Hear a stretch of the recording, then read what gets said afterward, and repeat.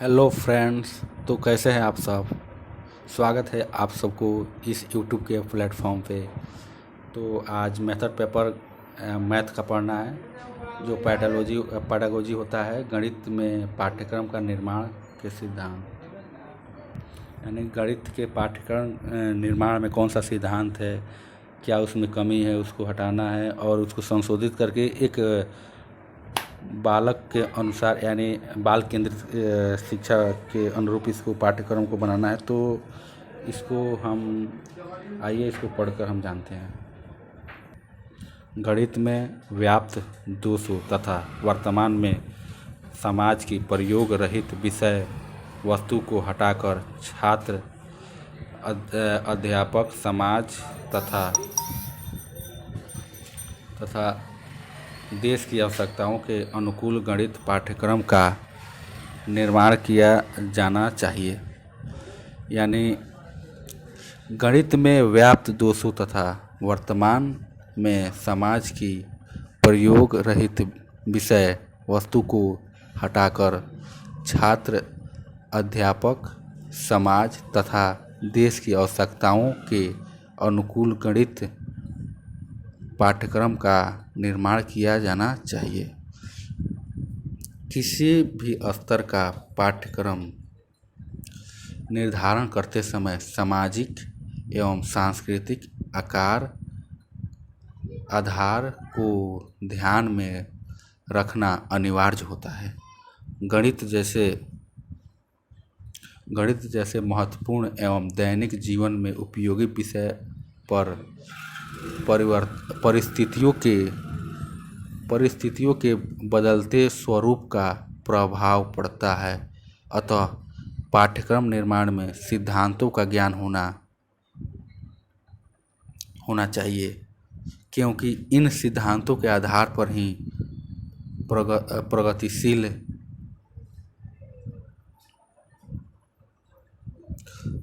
प्रगतिशील पाठ्यक्रम का निर्माण किया जा सकता है। गणित के पाठ्यक्रम में गणित की विषय वस्तु एवं विशेषताओं का ध्यान रखना अनिवार्य है।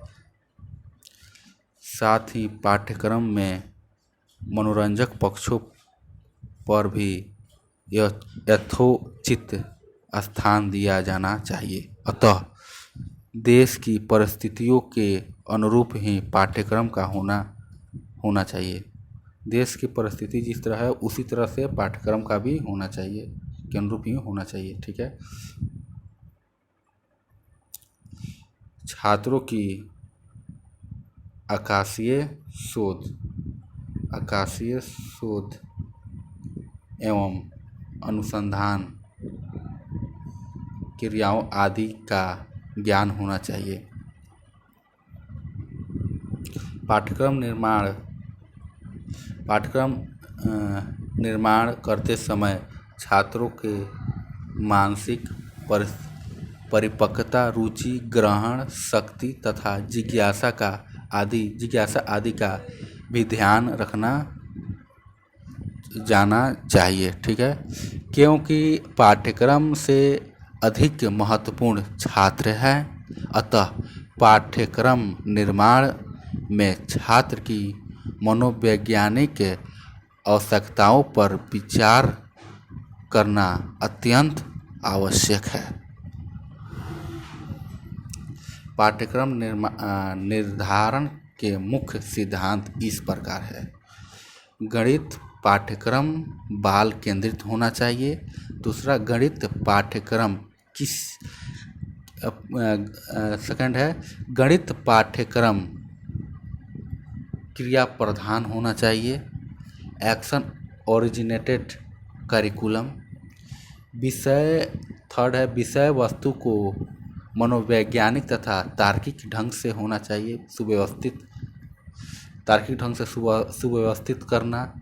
चौथा है व्यक्तिगत विभिन्नताओं को ध्यान में रखना। पांचवा है गणित में कठिनाइयों के स्तर को ध्यान में रखना चाहिए। छठा है पाठ्यक्रम निर्धारण में अध्यापक की सहमति। सातवां है उद्देश्यों की आवश्यकता अनुसार परिवर्तनशील बनाना। उद्देश्य जिस तरह होंगे उसकी आवश्यकता अनुसार पाठ्यक्रम बनाना चाहिए। ठीक है। आठवां है विषय में सहसंबंध दर्शाना। आठवां है विषय में सहसंबंध दर्शाना, कोरिलेशन। ठीक है। नाइन्थ है गणित का विज्ञान में अधिकतम प्रयोग। नौवां है गणित का विज्ञान में अधिगम का प्रयोग। 10वां है पाठ्यक्रम का लचीला होना या पाठ्यक्रम लचीला हो। 11वां है रुचि एवं अभिरुचिपूर्ण होना चाहिए। रुचि एवं अभिरुचिपूर्ण होना चाहिए। 12वां है गणित पाठ्यक्रम में पहेलियों एवं मनोरंजक समस्याओं का समावेश होना चाहिए। 12वां बोल रहा है गणित का पाठ्यक्रम पहेलियों एवं मनोरंजक समस्याओं का समावेश होना चाहिए, यानी कुछ पहेली जैसा होना चाहिए।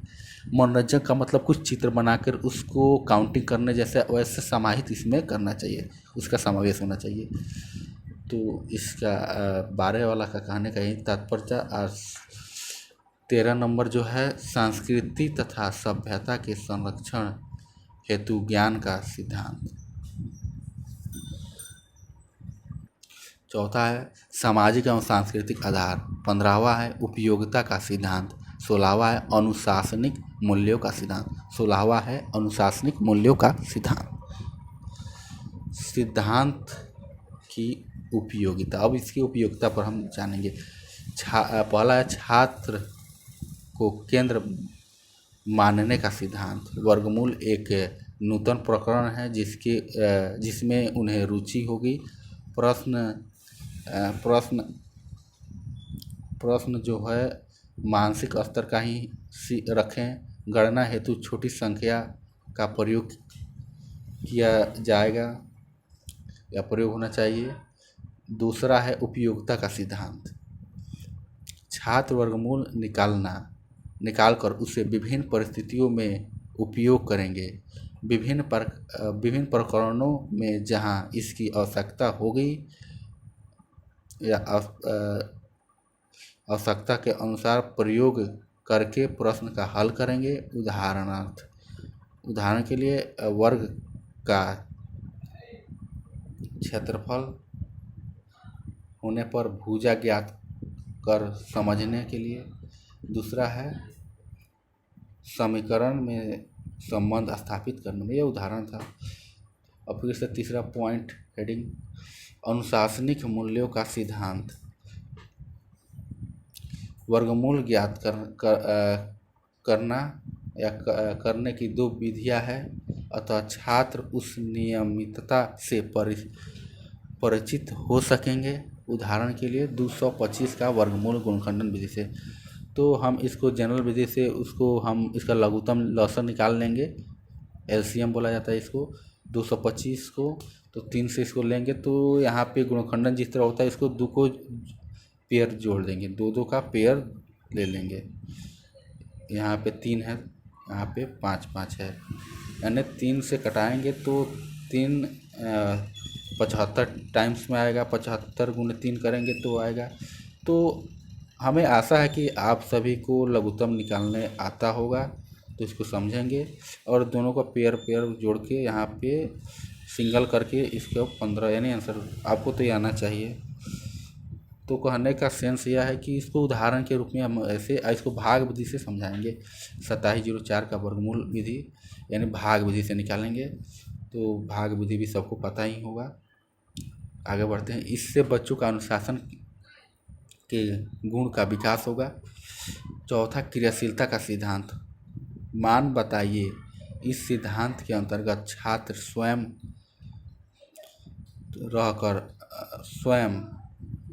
हंस कर सकता है। इस सिद्धांत के अनुसार छात्र स्वयं कर सकेंगे। छात्र शिक्षक से सीखने के पश्चात स्वयं ही कठिन प्रश्नों को हल करेंगे और कक्षा में तथा घर में वह इसके प्रैक्टिस करेंगे, पुनरावृत्ति करेंगे। तो कहने का सिद्धांत है, क्रियाशीलता का सिद्धांत मतलब यह पहले मतलब हम छात्र को आसान आसान चीज़ देंगे, आसान मैथ देंगे उसको बनाने के लिए, आसान प्रॉब्लम देंगे, प्रश्न देंगे जिससे कि वो बना पाएगा। अब धीरे धीरे उसको कठिन देंगे और उसको समझाएंगे, फिर से उसको कक्षा में तथा उसको घर पर बनाने के लिए कहेंगे, प्रैक्टिस करने के लिए कहेंगे। तो पांचवा है शिक्षा में सहायक होने वाला सिद्धांत, वर्गमूल। सिद्धांत है तो वर्गमूल निकालना सिखाकर छात्र गणित के अन्य प्रकरणों में प्राप्त करेंगे। विज्ञान के अन्य विधियों भी इसकी सहायता लेनी पड़ेगी, अन्य विषयों से सहायता लेनी पड़ेगी। छठा है रुचि एवं अवकाश के सदुपयोग का सिद्धांत। गणित के मनोरंजक प्रश्नों का हल कर सकेंगे तथा अवकाश के समय यानी छुट्टी के समय पत्रिकाओं में दिए गए प्रश्नों को हल करने में उपयोग करेंगे। उदाहरण के लिए दो विधियों से वर्गमूल ज्ञात करना, बड़ी संख्याओं का वर्गमूल ज्ञात करना, जादुई वर्ग बनाना। गणित पाठ्यक्रम की विशेषताएं। अब गणित जो मेथड जो गणित है उसकी विशेषताएं पर हम जानेंगे। पाठ्यक्रम निर्माण करते करते क्या इसकी विशेषताएं हैं। पाठ्यक्रम की विशेषताएं शैक्षिक जीवन में संबंध। Professor N.A. व्यवहार हैंड 3 आवरणों का वर्णन किया है। Professor A.N. वेहटर हैड 3 आवरणों का वर्णन किया है। पहला कैथूहस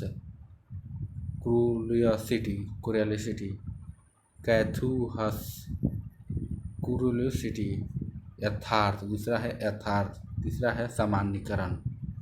कैथूहस यथार्थ, सामान्यीकरण। कैतूहल प्रत्येक छात्र के जीवन में पहली अवस्था के प्रकार की होती है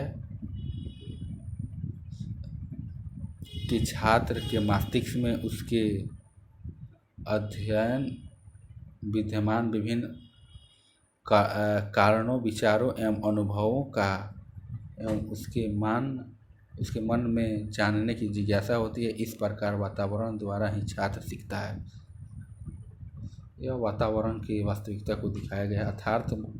यथार्थ दूसरा था यथार्थ। जिज्ञासा वास्तविकता है। जिज्ञासा समाधान के बाद वह नियमों का निर्धारण एवं उनके प्रकार के तथ्यों का संयोग के लिए प्रेरित करता है। इससे छात्र अपने ज्ञान तथा अभ्यास का समुचित विकास करते हैं।